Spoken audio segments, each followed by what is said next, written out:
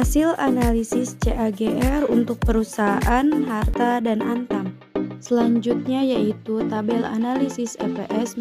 Maka dapat dinyatakan bahwa aset yang dimiliki perusahaan HRTA ini mulai dari tahun 2014 hingga tahun 2020 selalu mengalami peningkatan.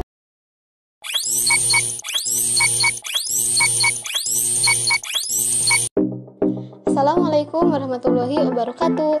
Halo teman-teman semuanya. Di sini kami akan menjelaskan mengenai hasil analisis perusahaan dengan menggunakan metode Benjamin Graham Formula pada sektor industri manufaktur dan perdagangan. Sebelum kita lanjut ke videonya, izinkan saya untuk memperkenalkan anggota kelompok kami. Baik, langsung saja mari kita lanjut.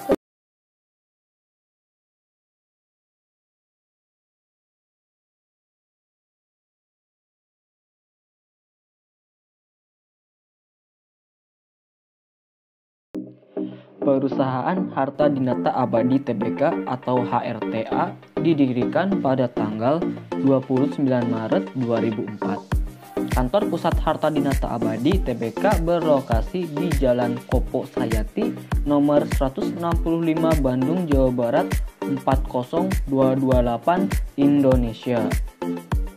PT Harta Dinata Abadi Tbk atau HRTA bergerak di bidang manufaktur dan perdagangan perhiasan emas.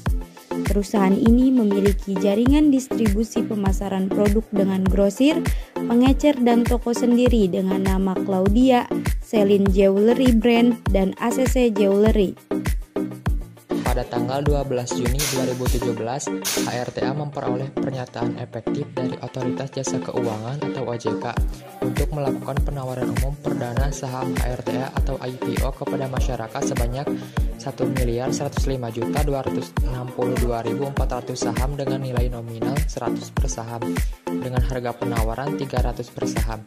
Saham-saham tersebut dicatatkan pada Bursa Efek Indonesia atau BI pada tanggal 21 Juni 2017. Berdasarkan data laporan keuangan di atas, maka dapat dinyatakan bahwa aset yang dimiliki perusahaan HRTA ini mulai dari tahun 2014 hingga tahun 2020 selalu mengalami peningkatan atau cenderung meningkat setiap tahunnya. Adapun untuk liabilitas perusahaan HRTA selama 7 tahun terakhir sedikit mengalami penurunan dan diestimasikan pada tahun 2020 sebesar 1,47 triliun rupiah.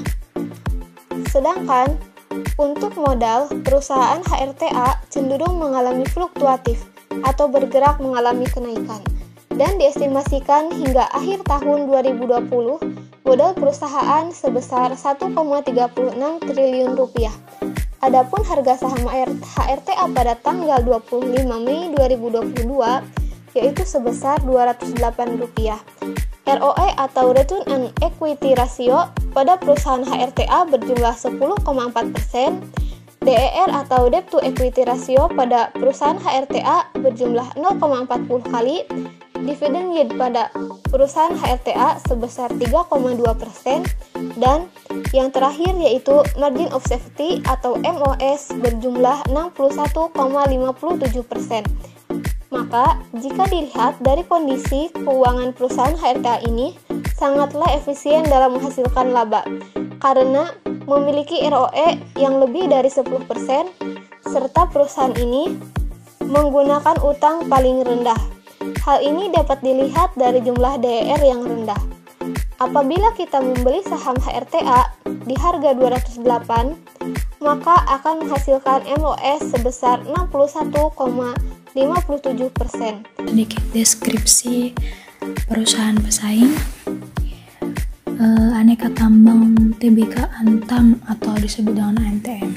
Ruang lingkup kegiatan Antam adalah di bidang pertambangan berbagai jenis bahan galian dan menjalankan usaha di bidang industri, perdagangan, pengangkutan, dan jasa sektor pertambangan lainnya. Komoditas utama Antam adalah biji nikel kadar tinggi atau saprolit, biji nikel kadar rendah atau limonit, ferronikel, emas, perak, dan bauksit. Jasa utama Antam adalah pengolahan dan pemurnian logam mulia serta jasa geologi. Analisis perusahaan menggunakan metode Benjamin Graham pada analisis learning per share. Perusahaan yang kami teliti yaitu perusahaan PT Harta Dinata Tbk dan perusahaan Aneka Tambang Tbk sebagai perusahaan pesaing. Berikut adalah hasil analisis earning per share atau EPS untuk perusahaan Harta dan Antam. Hasil analisis CAGR untuk perusahaan Harta dan Antam. Selanjutnya yaitu tabel analisis EPS menggunakan kuartal Q1, Q2, Q3, Q4 diasumsikan sama dengan tahun 2021. Untuk menghitung analisis intrinsic value, digunakan data yield obligasi pemerintah dengan tenor 4 tahun yaitu sebesar 6,5% dan data yield korporasi sebesar 26,5%.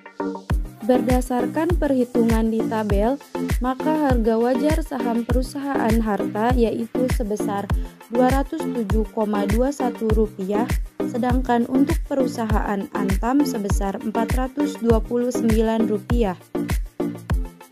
Berdasarkan analisis intrinsic value 1, harga wajar perusahaan Harta dengan menggunakan metode Benjamin Graham sebesar Rp541,19,